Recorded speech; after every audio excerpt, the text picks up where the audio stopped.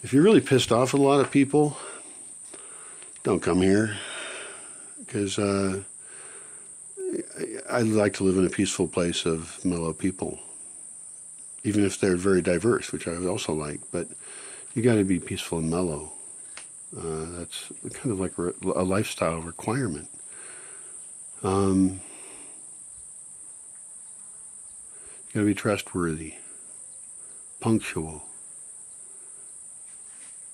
Being punctual is extremely important, actually. If people are impunctual in the morning, it destroys the entire day. It really does. You get off the wrong start, can't get your team together. You have a manager that barely knows what he's doing. And then your team falls apart right away in the morning because you weren't punctual. Somebody wasn't punctual. And then the system fails. So get up with the light is one of the biggest things here. And that's so we can get together, do whatever it is we're doing. You know, maybe you're on some special program like being a hermit where you don't have to get up at all. We have hermit program too. But normal participants get up in the morning, get ready to go, unless they've got some role that is different, that has a different schedule for them, but they've been here a long time. I will tell you about the hermit role. It's actually very interesting for me, since I would classify myself as often having been a hermit at various times.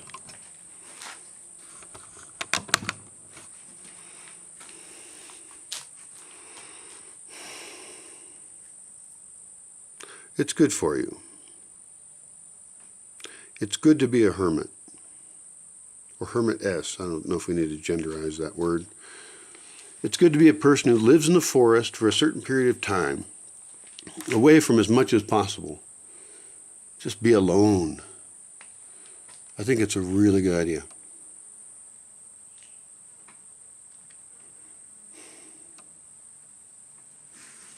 How long has it been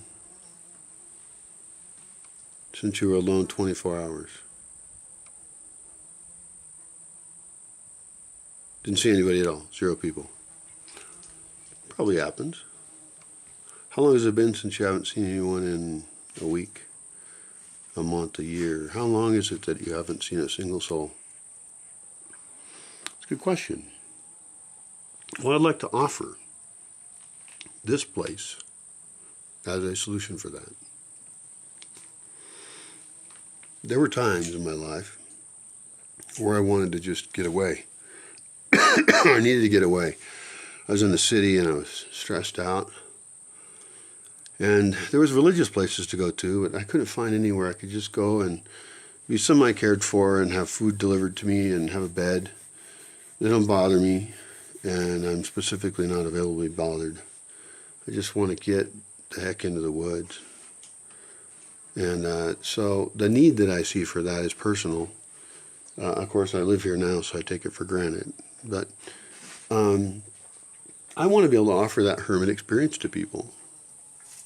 And so if you're watching this video, I'm going to tell you a little bit about how that works. First of all, there's a long history of forest hermitages. Some of them are Buddhist in Thailand or somewhere. I don't know. There's a bunch of traditions of whatever. My main goal is this. Put you into a space where there's not rain on your bed. It might not be that warm. It might be just toasty and fine. Always trying to make things cozy, but hey, this is really rustic. Probably won't have electricity. There'll be some electricity during the day. We can have some Wi-Fi. We can have some food. Walk around. But no, sorry, I said we. If you're on the hermit path, you don't do any of that. You don't check your email. Whatever. We can work out whatever contract we want. You could not see anyone at all. We could just put food in a box for you. That seems a little extreme. With one guy that was here, I just checked in with him once a day. I walked up and I said knock knock. I said knock knock. And then he said hi, and I said, oh, how's it going? And he said, it's this and that. Well, you're warm enough, and yeah, you're warm enough, and this, that. He wants this thing and that. And it's a 15-minute conversation. And so that is an easy way to do it, is just a quick check-in. Somebody checks in with you once a day.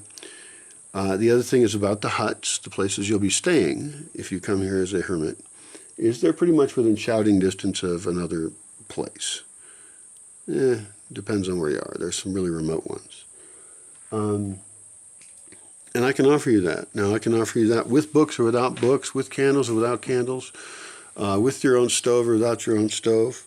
You could be on a raw fruit diet. We can pretty much design as a menu your monk experience, because here what I'm advising is not a very specific path, but a menu of paths for you to take if you'd like to be a hermit for a while.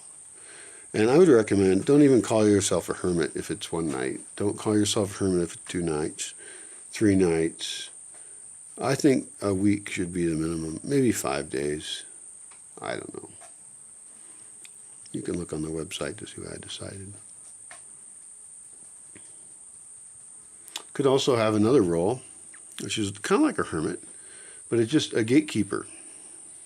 So at each gate that we use, there's a special house, and it's got special lighting and communications so that they can identify when someone's coming in and what they're doing here. It's a gatehouse, and someone lives there.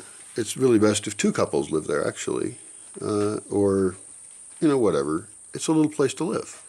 But somebody's always on that door. It's a role.